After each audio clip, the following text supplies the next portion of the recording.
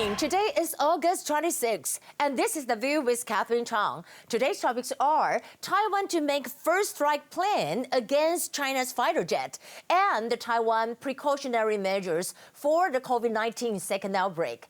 First, I want to talk about Taiwan to make the first strike plan against China. In order to counterback China's military exercise on the East Coast, Taiwan Ministry of National Defense announced that they will deploy F-16 in Penghu. The main purpose is to prevent the invasion of China's fighters into Taiwan's airspace. Well, it will reduce the response time of 6 minutes. In fact, the Ministry of National Defense also formulated a first strike plan. Here are the 3 steps. A, the Taiwanese fighter jet will take off to deter China's fighter jet. B, if China's fighter jets continue to invade, then Taiwan's fighter jets will carry the air ammunition, and the short-range air defense missiles located in the base will be in the status of preparation. C, if China's fighter jets fly across the center line of the Taiwan Straits, 3 modes of the missiles will be activated. If China really enter the airspace of Taiwan, the Taiwan fighter jets will ask for permission for the first strike. Of course, we do not want that to happen. Second issue I want to talk about, Taiwan to take the Taiwan precautionary measures for the COVID-19. Well, we're talking about that. CCC head Chen Shizhong said that COVID-19 might become a flu-like epidemic. Taiwan must be prepared for a second outbreak. However, Taiwan is facing some challenges right now and must choose their direction. A, whether Taiwan have to screen all people that enter Taiwan or not. CCC head Chen Shizhong said that he opposes the implementation of the mass COVID-19 testing on arrival to Taiwan because he thinks that the false positive and the false negative could damage the nation's health system. B, about the controversy of Zhanghua large-scale COVID-19 antibiotics testing program. We know that the program was originally going to be announced yesterday, but, it temporarily kind of called to a stop, where the reason is lack of time to conduct administrative tasks. However, CCC head Ah Zhong criticized that they should not fold the result at the last minute. And the latest news today is that they're going to, kind of reopen tomorrow and talking about a report to the other people at around 10 a.m. Everyone is grabbing attention to what the result will be. And this survey is conducted by the National Taiwan University's College of Public Health and Zhanghua County Government. Here are the top stories. Today, we have one confirmed case, and she's a migrant worker from the Philippines and a woman in her 30s. Talking about Taiwan has been rejected by the United Nations for years, which is not reasonable. We know that the pro-China Indian media Hindustan Times published an article written by the Taiwan Minister of Foreign Affairs, Joseph Wu, for the first time ever. And the title of the article is Why the International Community and United Nations must embrace Taiwan. Minister Joseph Wu wrote this article by the end of June, and he wrote by the end of June that Taiwan had donated 51 million surgical masks, 1.16 million N95 masks, 600,000 isolation gowns, 35,000 forehead thermometers, and other medical material to more than 80 countries. Joseph Wu also said that since the United Nations has been established for 75 years, and when we look ahead for the next 75 years, it's never too late for the United Nations to welcome Taiwan's participation. Talking about Czech Senate President, he will lead a 90-people delegation to Taiwan on August 29. Minister of Foreign Affairs Joseph Wu had an interview with Czech TV on August 14, and he showed off the customized Taiwan Czech mask. You can see that this is very cute. One of it is Taiwanese flag, the other is a Czech flag.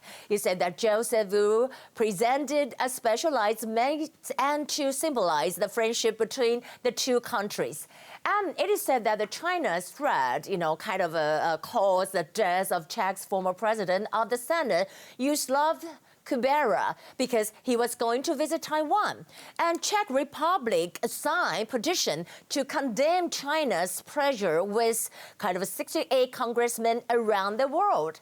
The Slav member of the European Parliament, Maria, kind of posted the petition on Twitter and said that it is a sovereign right of the countries to develop relations with Taiwan in line with their national interests and shared value.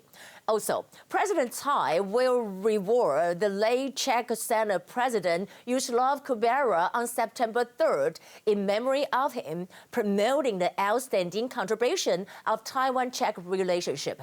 We're saying that the President Tsai will kind of reward him with the Order of Perpetuous Crowns with Special Grand Cordon, and that is 特种大绶青云勋章. And I want to share with you some of the good news. Well, Taiwan's economy continued to grow with a rate of 2.2% in the first quarter, ranking first among the 4 Asian tigers. And President Tsai said that, at the American Chamber of Commerce Taipei 2020 meeting on August 25th, that she said the key to Taiwan's outstanding economic performance during the pandemic is that we do not need to shut down the city and the factories can still be opening. After the implementation of the Hong Kong National Security Law, Hong Kong police arrest 2 pro-democracy lawmakers today over 2019 protests. According to the New York Times, the Democratic Party posted on Twitter that our lawmaker Ted and also Lin Zhuoting were arrested this morning for cases related to Tunmen Gongyuan, Tunmen Park last year. And Lin Zhuoting was also arrested for participating in a riot on July 21st at Yuanlang last year, while he was actually a victim when he was doing live stream and injured by white shirt gangs.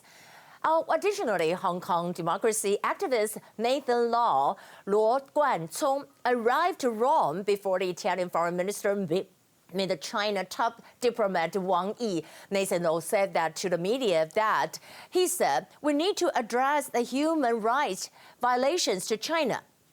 We have to be very aware of the infiltrations and their authoritarian expansionist nature.